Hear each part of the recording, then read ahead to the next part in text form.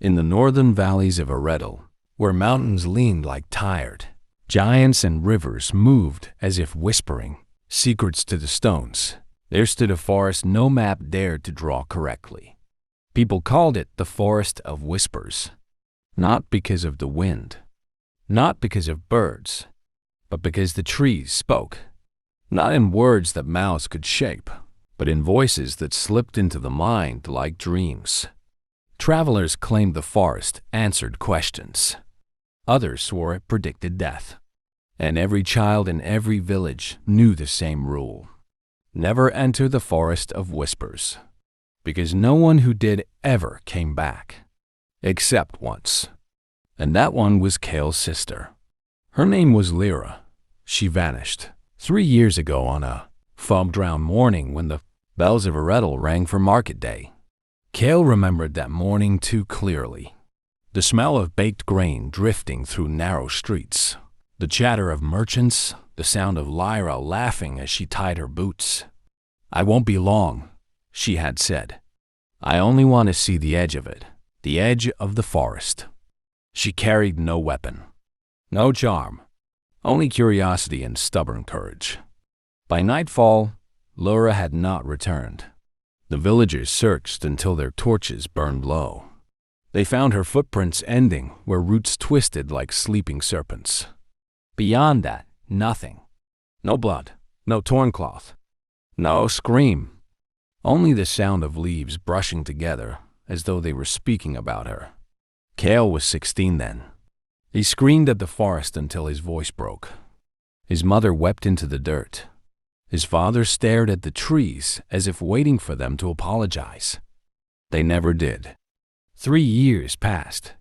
People whispered that Lyra had been eaten or enchanted or turned into bark and leaf and moss.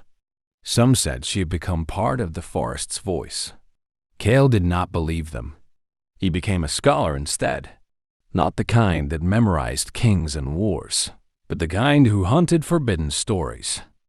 He studied old maps that marked the forest not as land, but as a living boundary. One sentence haunted him: "The Forest of Whispers does not kill. It asks, and those who answer wrongly are kept." That night, Kael made his decision. He would go into the forest, and he would bring Lyra back. The lantern was not ordinary. It was crafted by an old glassmaker who lived beyond the western road. The man claimed he once saw the forest breathe. Kael paid him with his father's silver ring. "What makes it special?" Kael asked. The glassmaker filled it with a strange pale flame that burned without heat. "Moon salt and star oil," the man said. "The flame will show you what is real when lies walk beside you." Kael took the lantern. When dawn came, he did not tell his parents. He left a letter on the table. "I will return with Lyra." Then he walked toward the trees. At first, the forest did not seem alive. Birds sang. Leaves trembled. Light filtered through branches in thin gold lines. It smelled of damp soil and old rain. Kael held up the silver lantern. The flame pulsed gently like a heartbeat. After 20 steps, the forest changed. The birds went silent. The wind stopped, and the trees leaned. Not physically, but in attention. Kael felt it, the strange pressure of being observed, like standing before a crowd with no faces. A whisper slid into his mind. "Why do you enter?" He nearly dropped the lantern. "I'm looking for my sister," he said aloud. The trees rustled. "All who enter seek what was taken." Kael swallowed. "Then give her back." A laugh passed through the branches. It was slow and hollow. "The forest does not take. It keeps what is given." His feet trembled. What was given? The forest did not answer. Instead, the path behind him vanished. Roots rose where he had walked. The trees had closed. Kael was inside now. He walked for hours, though time behaved strangely. Light shifted but never faded fully. The forest glowed with a soft gray-green hue, like the inside of a dream. Then he saw them, Eyes, small at first, yellow, blue, pale green. They blinked from behind bark. Creatures without names watched him. Some had too many legs. Some had wings made of shadow. None came close. The lantern flickered brighter. From the left, a new voice whispered, "Scholar boy." From the right, "Bloodborne." From above, "Brother."